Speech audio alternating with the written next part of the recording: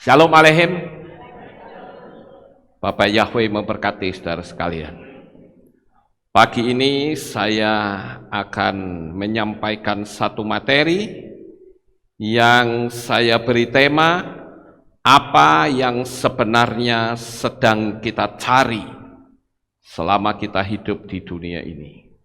Namun sebelumnya Bapak Ibu, saya akan perkenalkan ada jemaat yang baru pertama kali hadir dalam ibadah kita, yaitu Saudara Jefferson Sinaga dari Riau. Di sebelah mana duduknya? Ya, berdiri. Ya, puji Tuhan. Ya, kasih salam. Bapak Yahweh memberkati. Baik, Bapak Ibu, saya akan menyampaikan satu materi yang saya beri tema apa sebenarnya yang sedang kita cari. Apabila kita melihat kondisi, keadaan, situasi kehidupan manusia saat ini, kita perlu mempertanyakan sebuah pertanyaan ringan tetapi cukup penting bagi kita. Apa sih sebetulnya yang sedang kita cari? Ada orang yang hidup di gunung, dia punya keinginan untuk tinggal di pantai. Dia berpikir dengan tinggal di pantai, dia bisa melihat pemandangan yang indah, yaitu pantai dengan banyak sekali aktivitas yang ada di sana. Demikian juga dengan orang yang tinggal di pantai.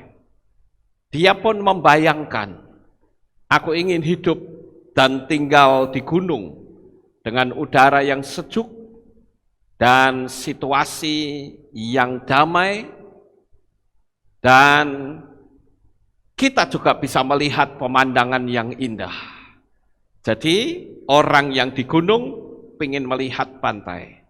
Orang yang di pantai ingin melihat gunung dan bahkan tinggal di sana. Saudara yang terkasih, sekarang kita lihat adanya orang yang berdiam di rumah, apalagi dengan kondisi dan keadaan seperti sekarang ini, orang ingin bepergian, aku ingin bepergian. Tetapi sebaliknya, orang yang kerjanya traveler, dia juga ingin supaya bisa diam di rumah dalam ketenangan. Yang belum punya rumah, ingin punya rumah. Yang sudah punya rumah, tentu dia ingin menambah satu lagi. Dan tentu semakin bertambah banyak.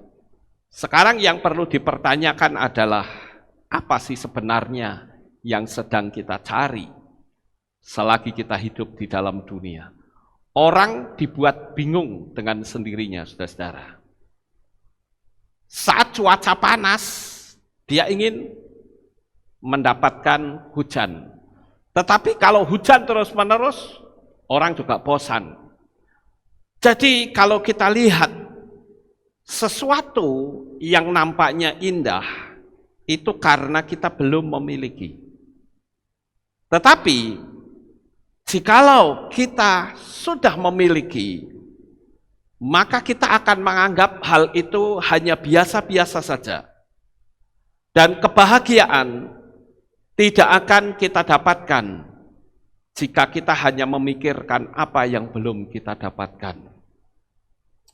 Oleh karena itu, saudara-saudara, cobalah kita belajar untuk meluangkan waktu sejenak, menghindari kesibukan untuk merenungkan sebuah perenungan sederhana dalam kehidupan manusia. Mungkin saya menyebut dengan istilah deep contemplation, ya. Jadi berkontemplasi yang dalam.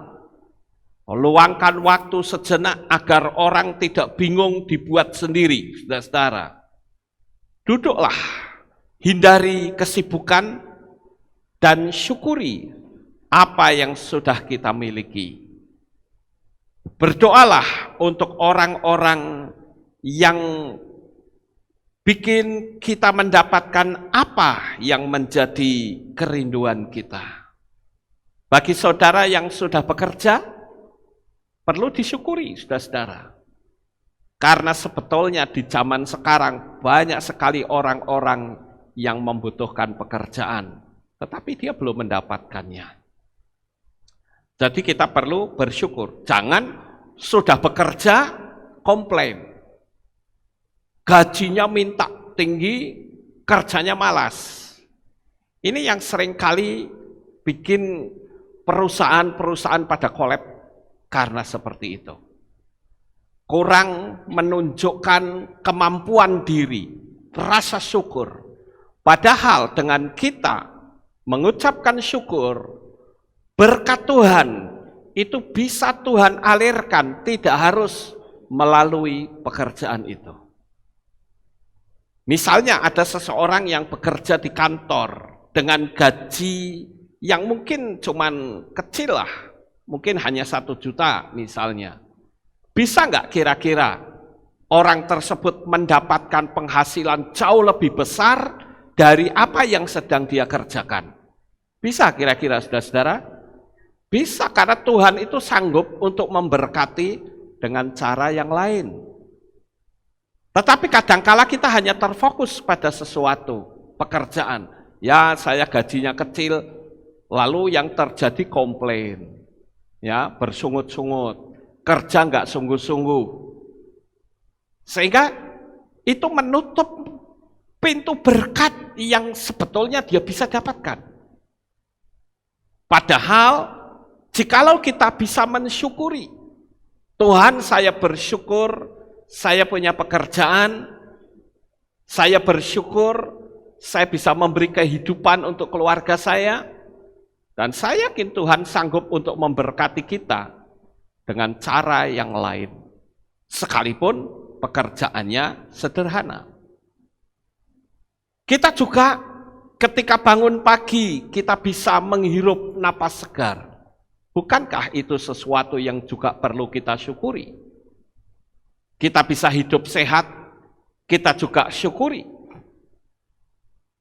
Kalau kita sakit bagaimana, saudara-saudara? Perlu bersyukur nggak kira-kira? Ya perlu bersyukur. Kenapa? Karena kalau kita sakit, kita bersyukur menandakan kita masih hidup. Kita bersyukur menandakan bahwa kita sedang menarik energi kesehatan untuk datang pada kita. Jadi dalam kondisi apapun, sebetulnya kita perlu mensyukuri, saudara-saudara. Maka pagi ini saya akan memberikan renungan yang ringan, tetapi yang jarang orang mau merenungkan sampai kedalaman hati. Oleh karena itu, bisa saja disebut dengan the deep contemplation.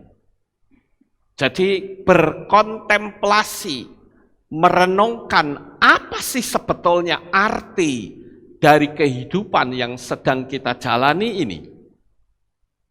Kita juga perlu bersyukur ketika kita melihat keluarga kita masih dalam keadaan lengkap. Kemarin saya melihat ada satu peristiwa, yaitu hilangnya pesawat Sriwijaya Air nomor SJ182 yang diisi 56 penumpang. Saya melihat di YouTube, saudara, ada satu tayangan bagaimana keluarga yang akan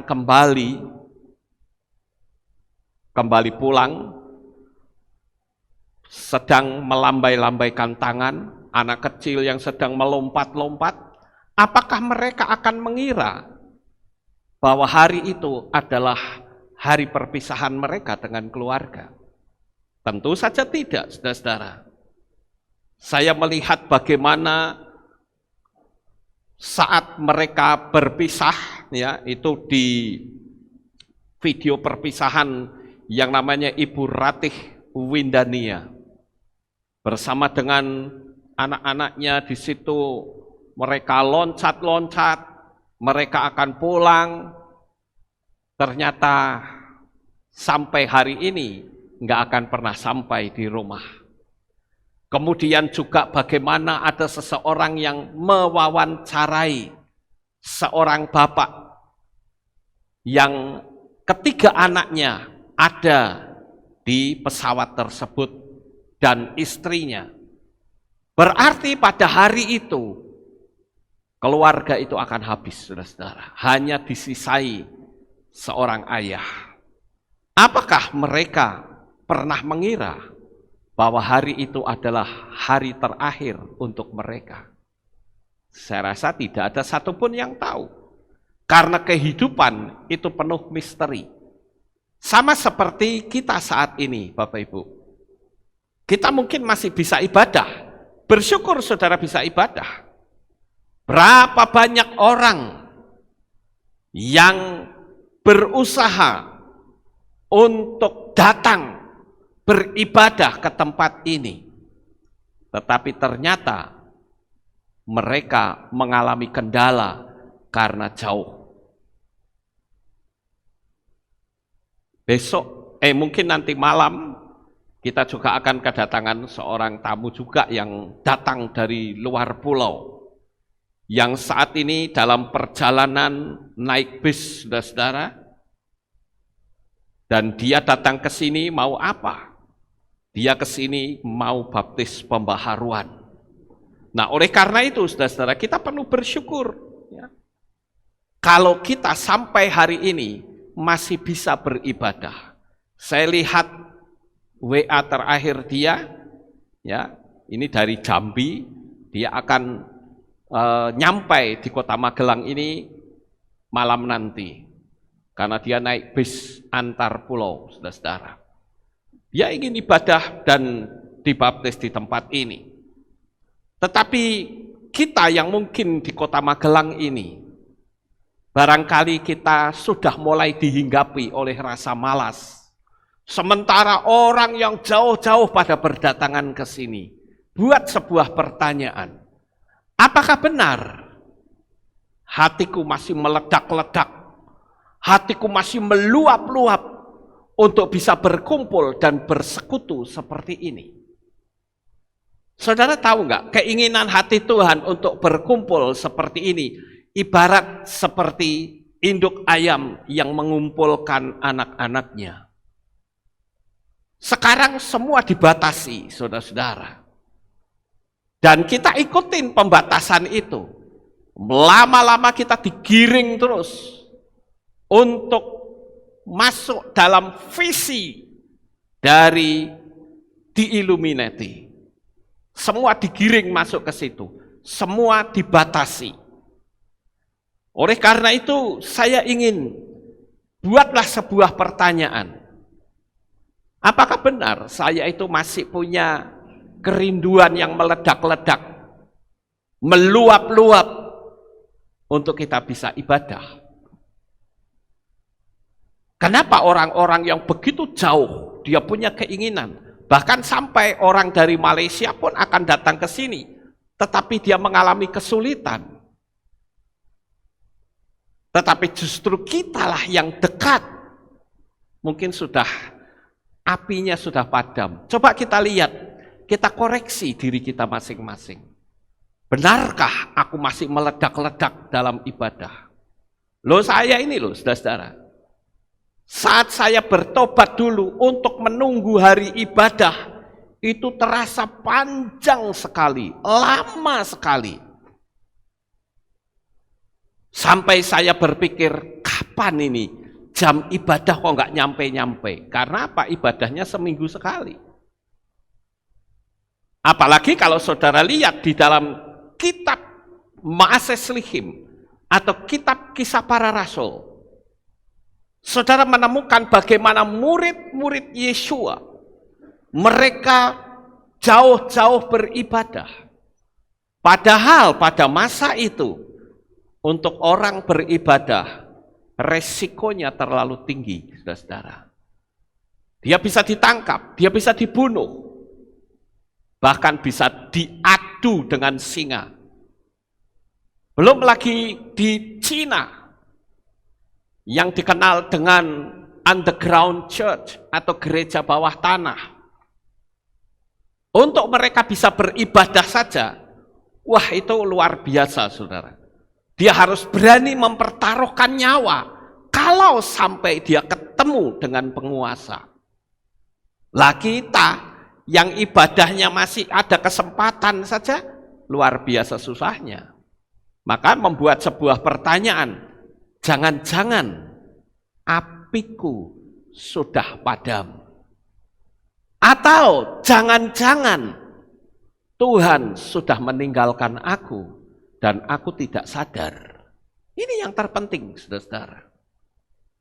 Coba buat sebuah pertanyaan yang dalam sebuah perenungan yang sederhana ini. Maka saya menyebut kita ini sedang deep contemplation.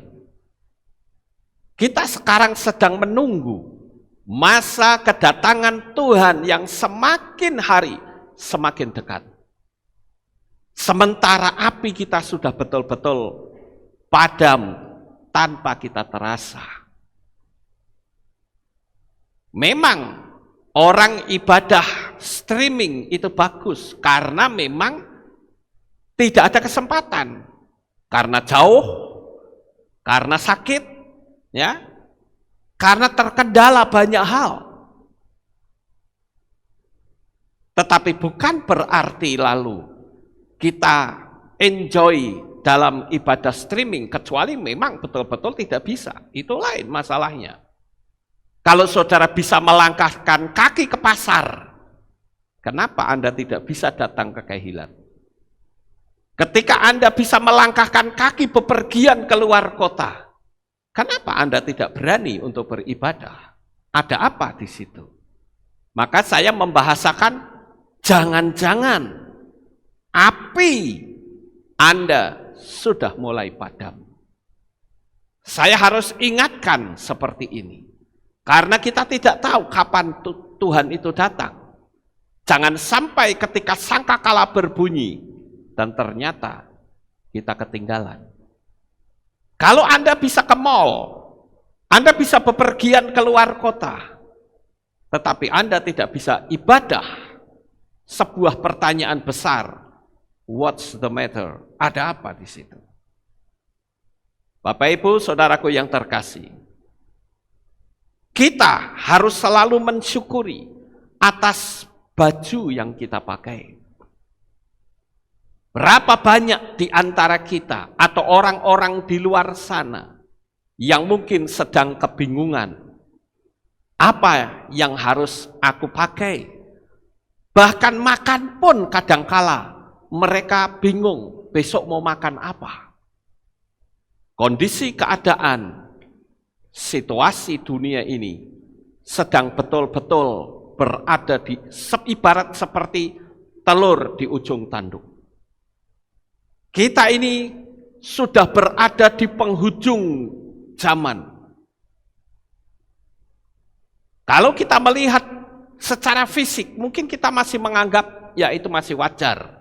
Tetapi kalau saudara mau masuk ke dunia alam supranatural, kita akan tahu seperti apa sebetulnya kondisi dunia sekarang ini. Peperangan yang terjadi di alam yang tidak nampak semakin seru.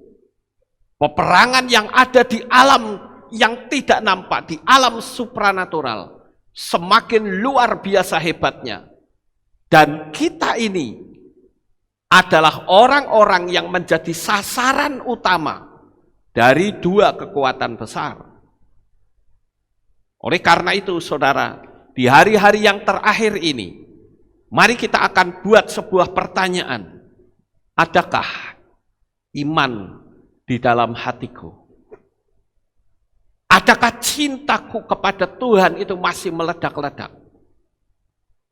Ibarat sebuah gambaran, kalau seseorang mencintai orang lain, maka dari api cinta yang dia miliki, segala halangan rintangan pun akan diterabas. Tapi bagaimana cinta kita dengan Tuhan? kehidupan kita ini sebenarnya kalau kita mau jujur, hidup kita hanyalah pinjaman dari Tuhan untuk kita berkarya bagi Dia yang sudah memberikan kita hidup. Saya kalau merenung Bapak Ibu, saya berpikir, sebetulnya saya hidup di dunia ini untuk apa sih? Dan kenapa ada manusia yang Tuhan tempatkan di planet bumi kita? Kalau saya menelusur kembali mundur ke belakang sesuai dengan apa yang tertulis dalam kitab suci kita, sebetulnya kita itu manusia yang dipakai oleh Tuhan untuk menggantikan kelompok Lucifer yang sudah memberontak kepada Tuhan. Tuhan tempatkan kita di sini. Untuk apa? Untuk mengagungkan dan memuliakan Dia.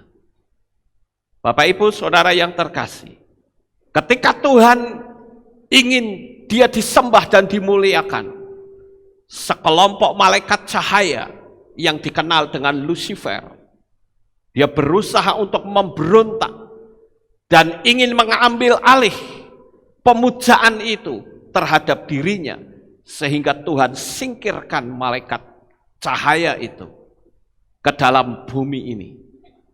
Dan yang terjadi adalah Tuhan pakai manusia untuk menggantikan posisinya Lucifer untuk menyembah Tuhan.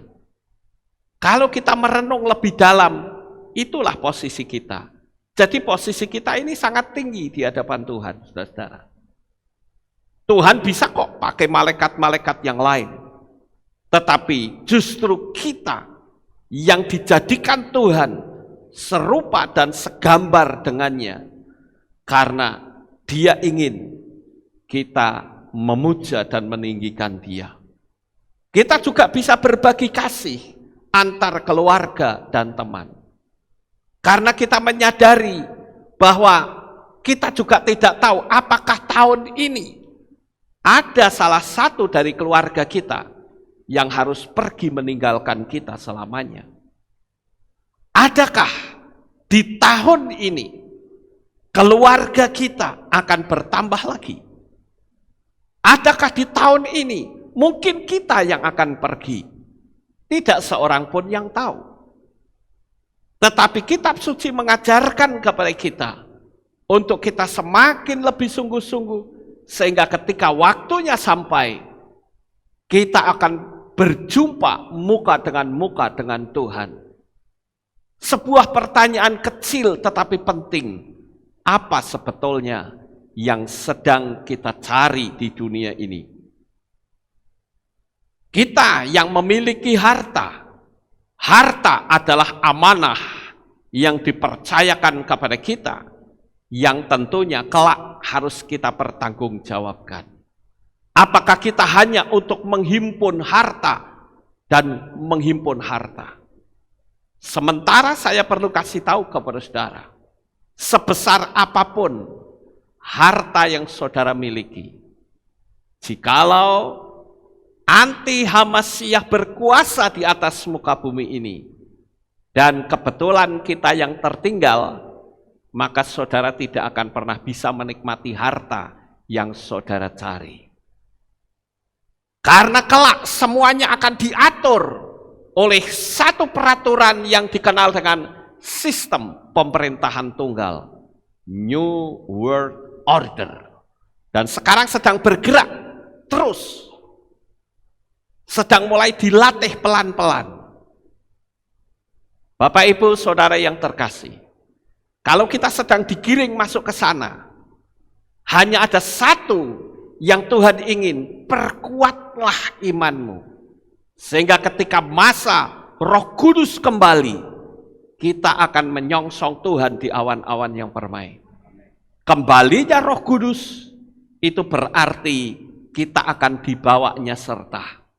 Itulah yang dikenal dengan rapture. Saya sudah membayangkan akan terjadi sebuah peristiwa. Jikalau saudara tidak mau mengikuti aturan dari apa yang telah ditentukan New World Order, sistem tatanan dunia baru, sistem pemerintahan tunggal, maka yang ada adalah semua aset yang saudara miliki akan disita. Saudara nggak akan bisa berbuat apa-apa. Oleh karena itu, saudara-saudara, kita lihat saja, gerakan ini sudah mulai mengerucut ke sana. Semakin hari, semakin jelas. Tetapi sangat disayangkan, bahkan sampai hari ini, masih ada pendeta-pendeta yang menganggap bahwa microchip itu tidak masalah. Saya hanya katakan, itulah pendeta yang kejam, saudara-saudara. Dia tidak menyadari bahwa apa yang ditulis di dalam kitab suci itu sudah dan sedang dalam penggenapan di depan mata kita. Oleh karena itu, saudara-saudara, di setiap kehidupan kita, saat mungkin kita ditinggalkan oleh orang yang kita sayangi, itu memang sangat menyakitkan. Hidup bisa terasa kosong, tidak memiliki warna sama sekali. Semua terasa hitam dan kelam. Kita tentu tahu, saudara, bahwa kebutuhan sosial manusia di dalam dirinya itu adalah hukum kasih. Di dalam bingkai kehidupan, ada orang yang berpendapat bahwa kita itu sebetulnya sedang menunggu belas kasihan kematian. Yang hidupnya bahagia, berharap kematian itu datang secara lambat. Tetapi sebaliknya, yang hidupnya menderita, dia berharap sang kematian, sang maut itu datang lebih cepat untuk menjemput kita. Bapak Ibu Saudara, tentang kehadiran sang kematian itu, memang itu bukan wewenang kita. Sekalipun ada begitu banyak orang yang hidupnya menderita dan dia berpikir, datanglah sang kematian, jemputlah aku secepatnya. Tetapi ada juga orang yang hidup bahagia dan berkata, aku berharap sang kematian lambat untuk mendatangi aku. Aku masih punya keinginan, karena masih banyak visi dan impian yang belum terwujud. Tetapi sekali lagi, sang kematian itu sekaligus ditakuti, tetapi juga diharapkan. Nah sekarang yang menjadi pertanyaan, jikalau sang maut itu datang pada hari ini, betulkah kita sudah siap? Kenapa ada begitu banyak orang yang takut akan datangnya hari kematian? Saya menemukan ada beberapa hal kenapa orang begitu takut akan datangnya kematian. Tetapi toh yang namanya kematian itu bisa datang setiap saat.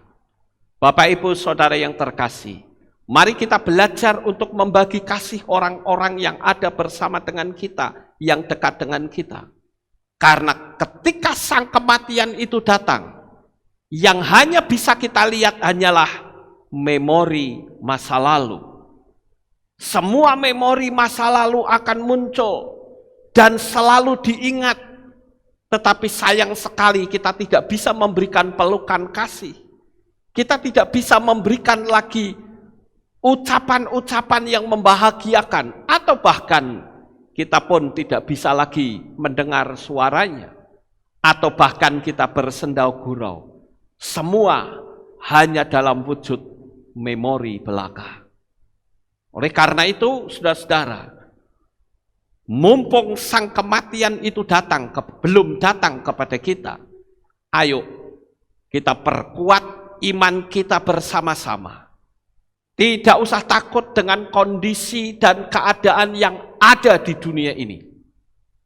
Karena kita tahu bahwa Bapa Yahweh itu selalu memberikan perlindungan atas kehidupan kita.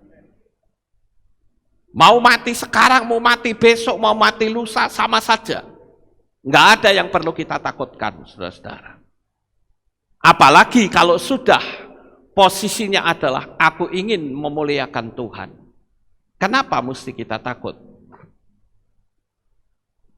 Sebuah pertanyaan kecil, kenapa orang begitu takut dengan yang namanya kematian? Yang pertama adalah karena ada orang yang berpikir bahwa belum pernah ada orang yang kembali dari kematian, sehingga kematian dianggap sebuah misteri yang penuh dengan kegelapan. Saya pernah berjumpa dengan seseorang yang pada waktu dia sakit menderita luar biasa. Biasanya orang kalau sakit tidak sembuh-sembuh, dia selalu berkata begini, ya sudahlah, doakan saya saja supaya cepat mati. Biasanya begitu. Tetapi saya pernah berjumpa dengan seseorang yang sudah kondisinya cukup parah. Tetapi dia bilang, saya belum mau mati. Alasannya apa? Kalau dia belum mau mati karena dia ingin dekat kepada Tuhan, nggak masalah. Tetapi dia belum mau mati karena dia bilang, aku takut. Makanya banyak sekali orang-orang yang ada dalam sakratul maut. Mereka ketakutan luar biasa menghadapi kematian. Ada yang teriak-teriak, gelap, gelap. Ada yang bilang, pergi kamu, pergi. Yang dia lihat siapa? Saudara yang terkasih, disinilah saya katakan, orang yang tidak memahami ada apa di balik kematian itu. Makanya saya menghimbau kepada saudara sekalian, dimanapun saudara berada, kalau saudara berhadapan dengan keluarga yang sedang berada di ujung kematian, jangan saudara cuma bisa nangis-nangis, jangan cuma saudara teriak-teriak panggil gembala, tetapi jadilah engkau sebagai imam atas orang itu. Saya setiap kali menghadapi orang yang menjelang kematian, saya selalu bertindak selaku imam dan saya bilang, Tuhan ampuni orang ini. Saya nyanyikan Shema Yisrael, kemudian saya berdoa, Tuhan ampuni. Saya bertindak selaku imam atas orang ini. Siapa tahu di dalam perjalanan hidupnya dia melakukan pelanggaran. Tetapi ketika kita sudah bertindak selaku imam, maka Tuhan akan mendengar doa sang imam itu. Dan jikalau memang Tuhan panggil, maka orang tersebut mati dalam keadaan selamat. Jangan cuma teriak-teriak, Bapak Ibu.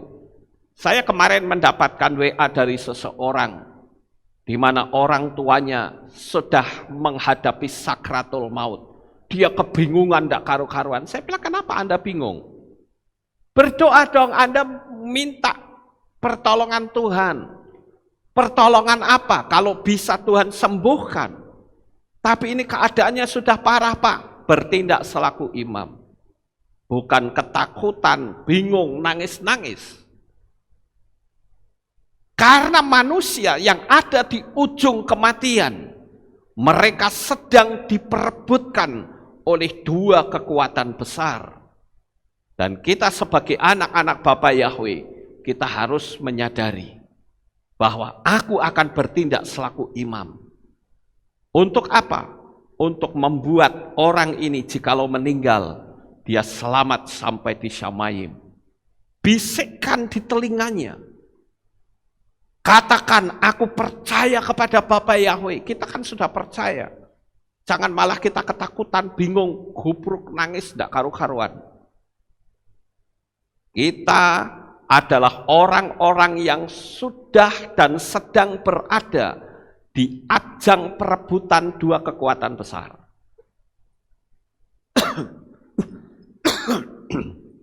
Yang kedua, saudara-saudara, kenapa ada orang yang begitu takut dengan yang namanya kematian? Karena orang tersebut belum siap. Ada orang yang berkata, Tuhan jangan panggil saya dulu. Saya menginginkan melihat cucu saya saat ini yang masih bayi bertumbuh menjadi dewasa. Atau merasa belum siap untuk meninggalkan teman-teman, meninggalkan sahabat-sahabat yang akrab, meninggalkan keluarga yang bahagia. Tetapi sekali lagi, jikalau jatah umur kita sudah sampai, tidak ada yang bisa menghambat kita. Vonis dari Tuhan, jikalau hari ini kau harus pulang, maka kita harus pulang. Tidak ada pengecualian minta besok atau lusa. Kalau sang kematian itu sudah datang, maka kita harus selalu berkata, siap, aku akan terima dan sambut kedatangan sang kematian. Bapak Ibu Saudaraku yang terkasih, jadi nggak ada istilah belum siap. Semua harus siap. Makanya kita buat sebuah pertanyaan kecil tetapi penting. Apa sih sebetulnya yang kita cari di dunia ini? Dan yang ketiga, kenapa ada orang yang begitu takut dengan apa yang bernama kematian? Karena merasa hidup ini masih belum berkarya apapun untuk Tuhan. Masih belum bisa menyenangkan hati Tuhan. Masih belum bisa menyenangkan keluarga, menyenangkan teman-teman yang ada di sekitarnya. Artinya, merasa belum memiliki tabungan-tabungan untuk bekal di dalam kehidupan yang kekal di masa yang akan datang. Belum memiliki tabungan-tabungan cinta untuk kehidupan yang maha kekal. Bapak Ibu Saudaraku yang terkasih, mari kita belajar untuk semakin hari semakin mempergunakan waktu yang ada untuk menyenangkan hati Tuhan. Waktu yang ada untuk memuliakan dan meninggikan Tuhan. Oleh karena itu bagi Bapak Ibu Saudara yang masih punya kesempatan, Anda bisa bepergian ke sana kemari. Anda bisa bertandang ke rumah teman, bertandang ke rumah saudara. Datanglah ke rumah Tuhan. Karena itu yang Tuhan mau. Tantangan orang-orang di zaman dulu yang begitu berat pun mereka berani terobos. Oleh karena itu, saudara-saudara, kita harus selalu melihat akan karya kasih Tuhan ketika kita bisa hidup, kita bisa menikmati nafas segar dengan gratis.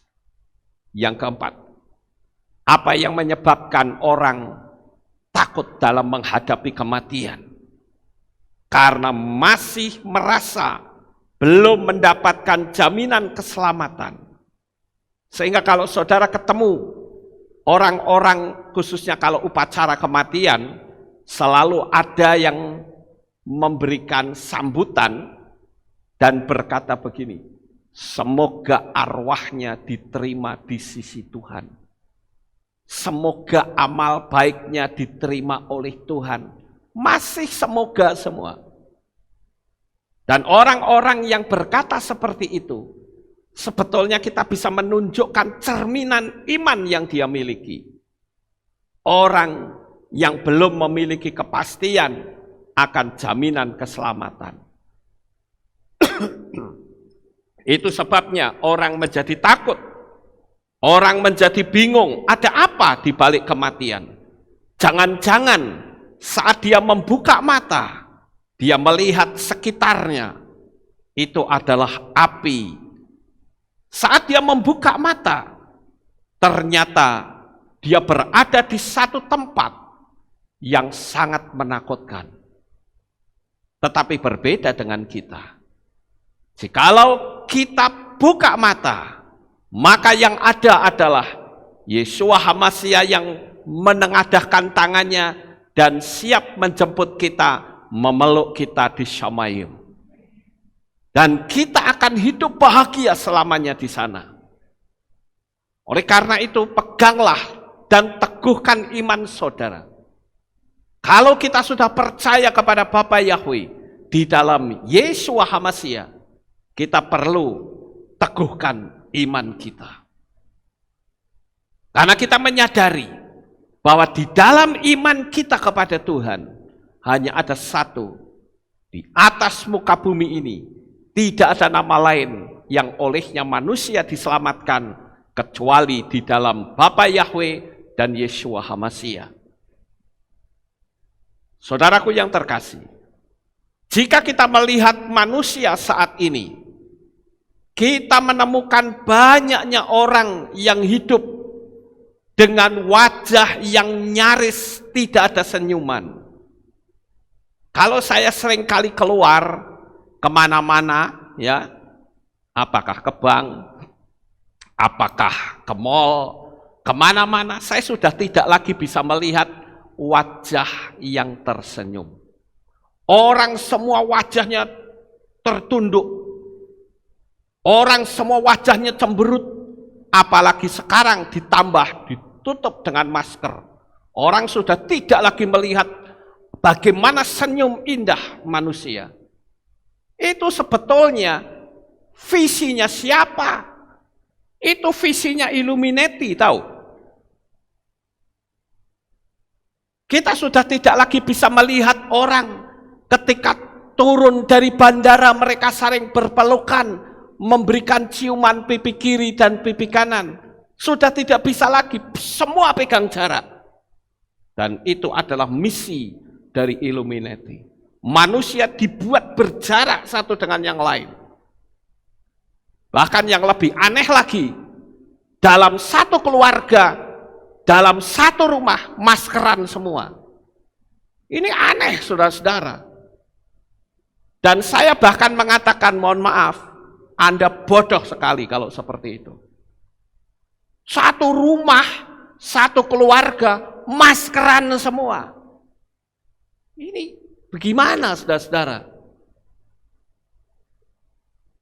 Orang dibuat ketakutan luar biasa. Saya kemana-mana nggak mau pakai masker. Paling-paling kalau ada cegatan tak tutup sedelok, copot lagi. Maaf, itu prinsip saya yang tidak bisa diganggu gugat. Anda marah silahkan. Itu prinsip saya. Karena saya tahu bahwa hidup saya dipelihara dan saya tidak akan pernah mati karena corona. Ya,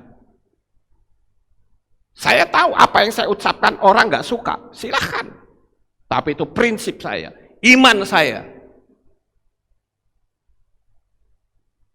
Bapak Ibu Saudaraku yang terkasih, kita harus tahu bahwa semua orang saat ini dicurigai membawa penyakit. Keramahan teman yang sudah lama tidak jumpa pun tidak akan bisa kita lihat lagi. Ayo kita lihat spiritnya itu apa. Spiritnya sudah jelas, ini spirit kekuatan setan untuk memisahkan hubungan baik manusia satu dengan yang lain. Makanya saya buat sebuah pertanyaan. Pertanyaannya sederhana. Ada nggak orang yang maskeran tapi tidak mati? Ada nggak? Ayo jawab, saudara-saudara. Orang pakai masker nggak mati? Ada? Loh kok diem sana semua? Nggak ada, saudara-saudara. Bahkan banyak orang yang katanya kena corona, maskeran semua. Ayo. Saya harus mengatakan seperti ini, karena ini prinsip iman. Bukan saya mau melawan prinsip pemerintah, bukan. Tetapi kita harus tahu, uang buktinya di Tanzania, nggak ada tuh PSBB, nggak ada. Buktinya nggak ada orang yang kena corona di sana. Lalu pertanyaannya, coba tolong dijawab dong kalau di sana nggak ada. Kenapa? Emangnya coronanya lari ke sana? Nggak takut? Takut ke sana? Bapak Ibu Saudara yang terkasih, ini sebuah misteri yang kita mesti pahami, bahwa di dalam dunia ini ada satu kekuatan hitam yang sedang bergerak kemana-mana. Saudara yang terkasih, kalau kita lihat lagi, ditambah, mohon maaf, kesibukan orang yang sibuk dengan gadget masing-masing, yang memungkinkan pembicaraan yang penuh canda, sudah nyaris tidak nampak lagi. Kita sering menemukan ada begitu banyak orang berkerumun, tetapi mereka sibuk dengan gadget masing-masing. Nggak ada tegur sapa satu dengan yang lain. Nggak ada lagi pembicaraan satu dengan yang lain. Mereka sibuk dengan HP-nya sendiri-sendiri. Kita sedang digiring pelan-pelan, Bapak Ibu. Kita mesti tahu spiritnya.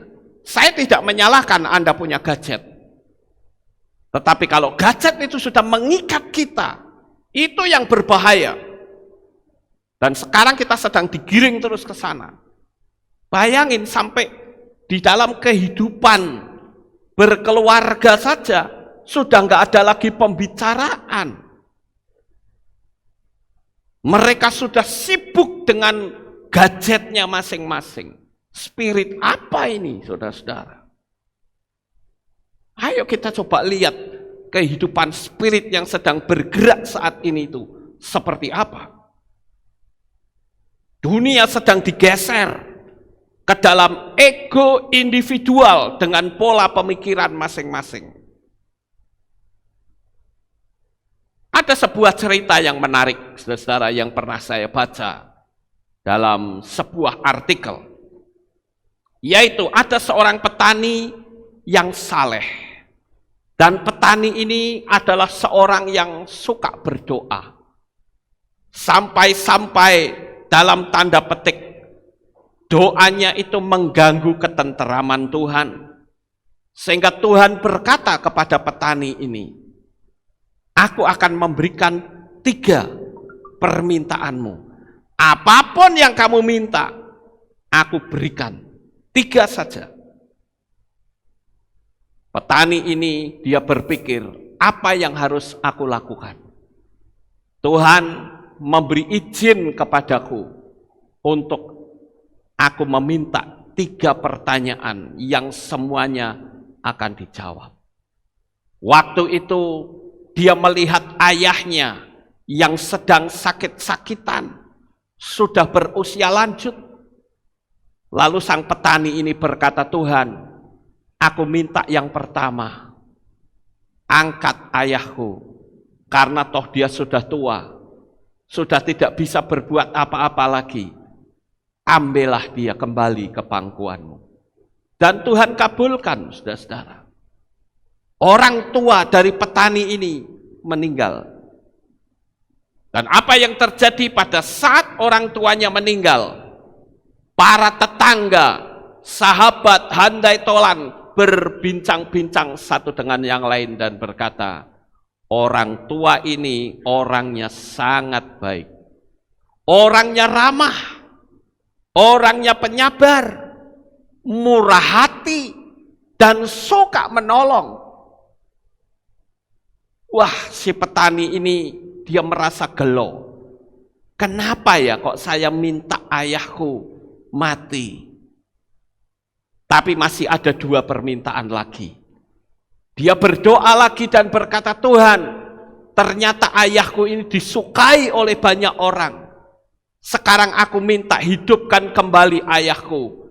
Sekaligus penyakitnya pun dihilangkan. Tuhan kabulkan permintaan yang kedua.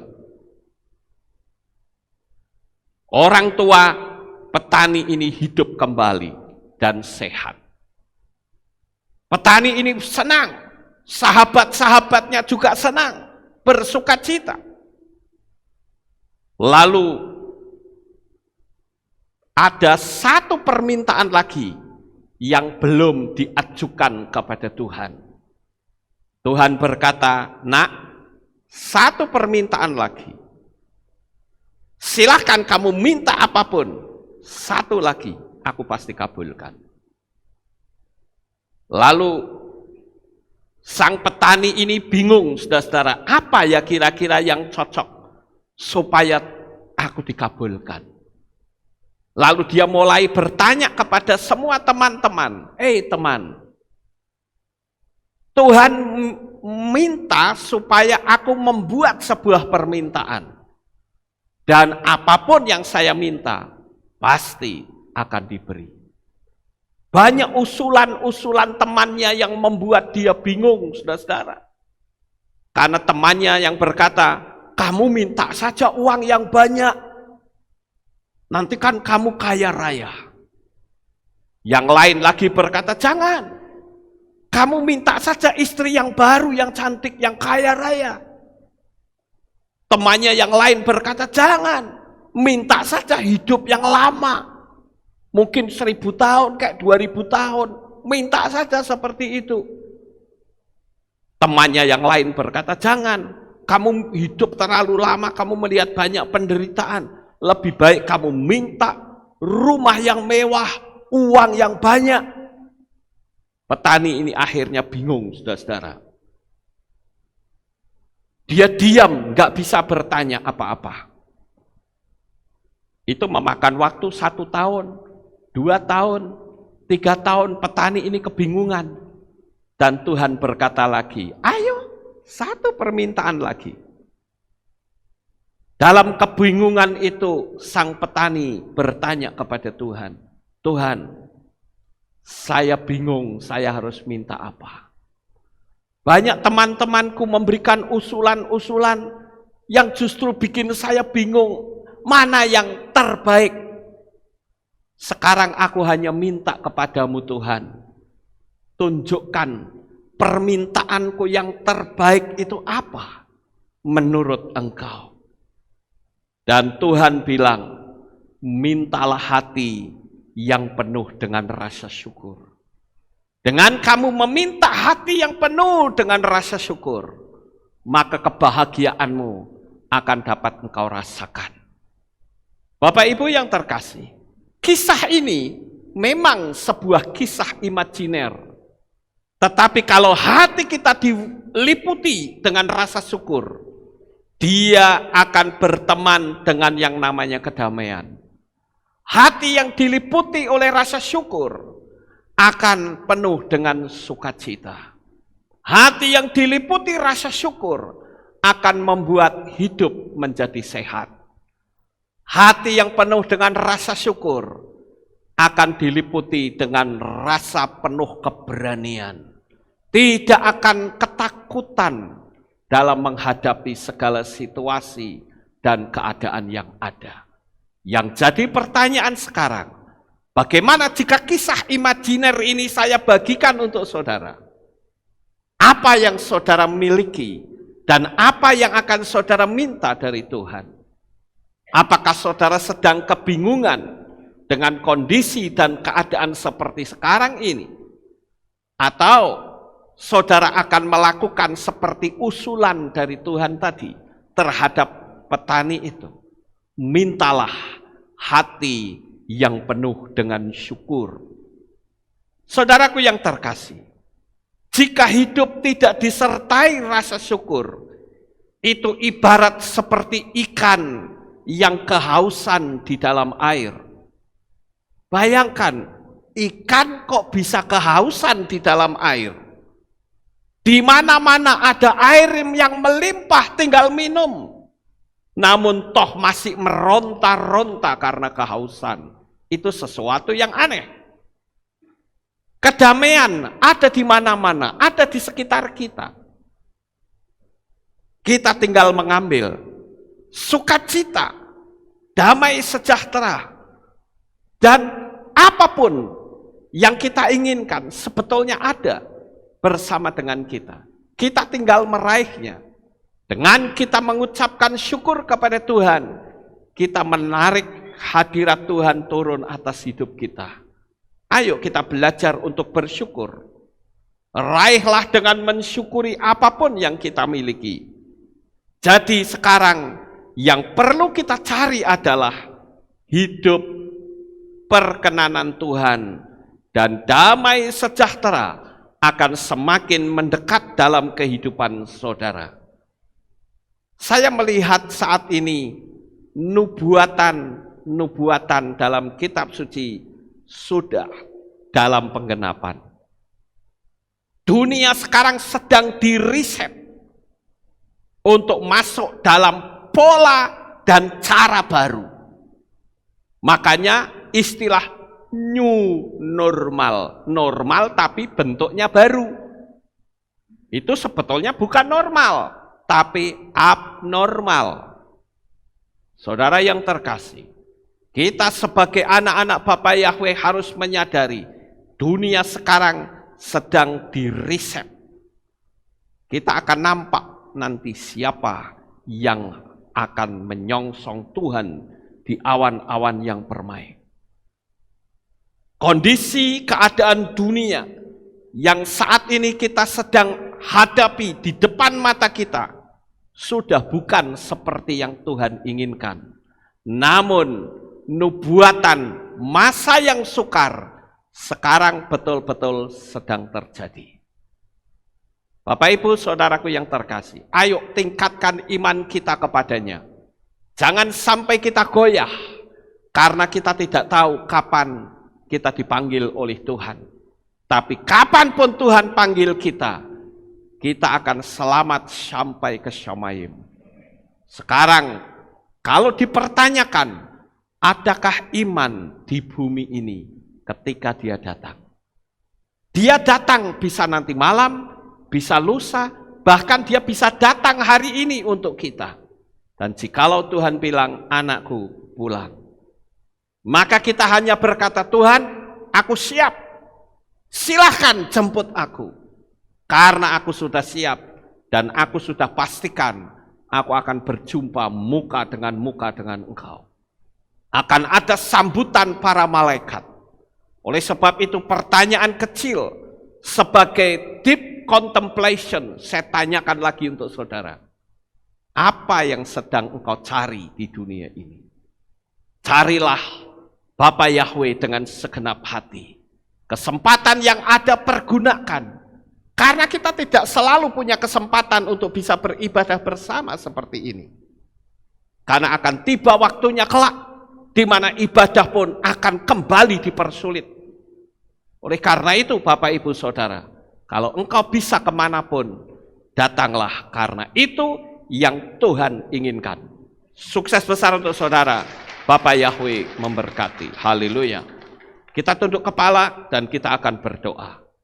Kami mengucapkan terima kasih dan syukur kepadamu ya Bapa, agar supaya pada pagi hari ini kami boleh merasakan bagaimana cinta dan sayang yang kau beri kepada kami. Biarlah Roh Kudus senantiasa menopang dalam hidup kami. Meteraikan firman Tuhan ini dalam hati kami masing-masing, sehingga kehidupan kami menjadi semakin berkenan di hadapan-Mu. Terima kasih ya Bapa Yahweh. Inilah doa syukur yang kami naikkan kepadamu. Dan kami percaya Bapa Yahweh senantiasa menopang di dalam setiap langkah kehidupan kami. Beri kami kekuatan iman senantiasa. Dan inilah doa syukur yang kami naikkan di dalam nama Adonai Yeshua HaMashiach, Juru Selamat kami yang ajaib. Kami sudah berdoa dan mengucap syukur. Semua yang percaya berkata, amin. Haleluya. Tidak ada pengumuman. Ternyata hari ini tidak ada pengumuman, Bapak Ibu. Kita akan akhiri saja ibadah kita. Saya mengundang jemaat Tuhan kita bangkit berdiri dan kita akan tutup dalam doa. Terima kasih ya Bapak Yahweh. Selesai sudah ibadah kami. Dari awal, pertengahan sampai pada akhirnya. Sebentar lagi anak-anak-Mu akan kembali pulang ke rumah mereka masing-masing. Kami mohon perlindungan dan tuntunan Tuhan. Sehingga mereka sampai di rumah dengan selamat. Pertemukan kembali pada jam-jam ibadah mendatang di dalam ikatan tali kasih-Mu. Terima kasih ya Tuhan, Engkau buat anak-anak-Mu hidup diberkati dan selalu sehat di dalam anugerah dan kasih Bapa.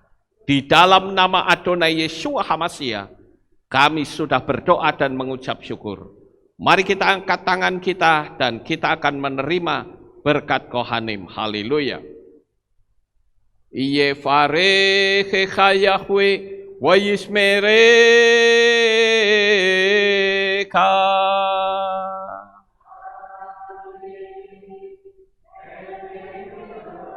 Yair Yahweh panau eleka. Wihuneka.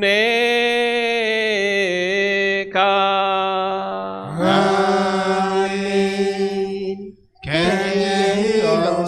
Yesa Yahweh panau eleka.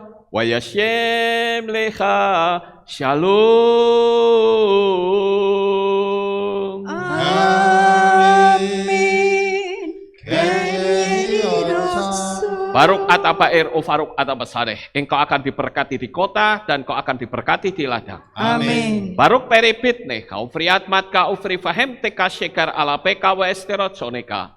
Diberkatilah buah kandunganmu, diberkati hasil bumimu, diberkati hasil ternakmu, anak-anak lembumu dan anak-anak dombamu. Amin. Baruk tan akau misar teka, diberkatilah bakulmu dan tempat adonanmu. Amin. Baruk ata boboy, kau faruk ata bet seteka, dan kau akan diberkati pada waktu kau masuk, dan kau akan diberkati pada waktu kau keluar. Amin. Baruk ata Yahweh Elohenu melek haolam, besem Yeshua Hamasya waruah hakodes kile olam faen.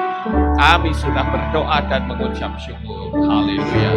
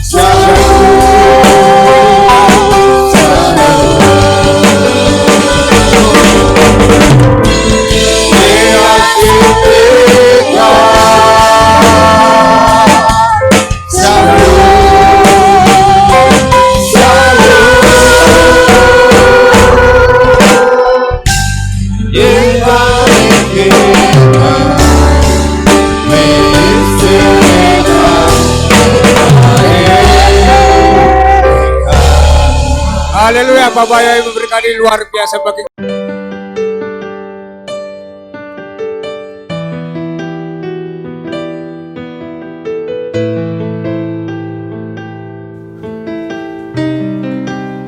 segala pujian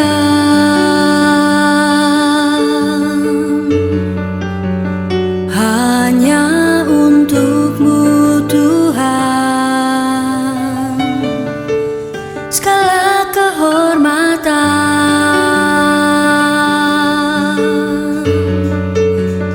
juga punya-Mu Tuhan. Dari puncak tertinggi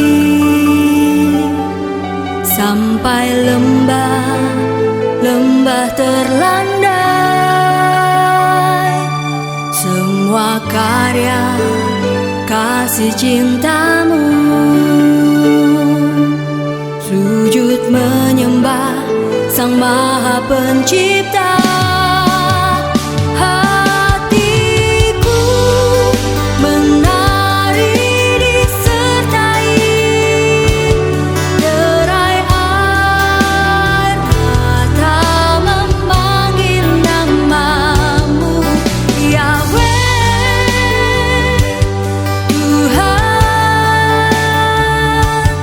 Segala kemuliaan hanya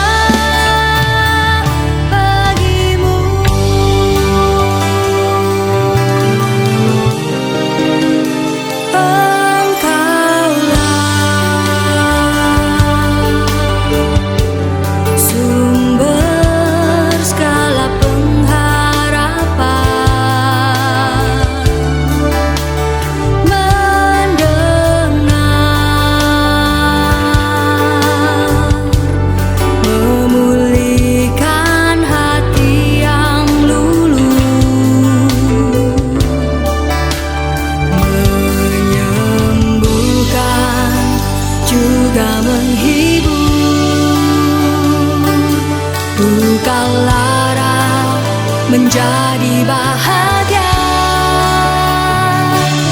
agar semua diberkatinya. Sebab kita kesayangan